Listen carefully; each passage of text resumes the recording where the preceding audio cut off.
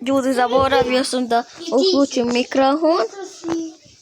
Danas imam prvo kameru, vidite. Kameru sam zaboravio. Idem da sipam prvo benzina. Brate mili, vidi, ja sam ispražnjen. Dobro, moj bratić. Konju jedan. Ja ću promijeniti sad sebe. Idem. Evo ga, moj brat, vidite ovaj auto. Što se slupavaš, majmune? Pa slučajno sam se. Majmune jedan. Sipam gorivo moj kuć. Šta će mi ovaj pokvareni auto?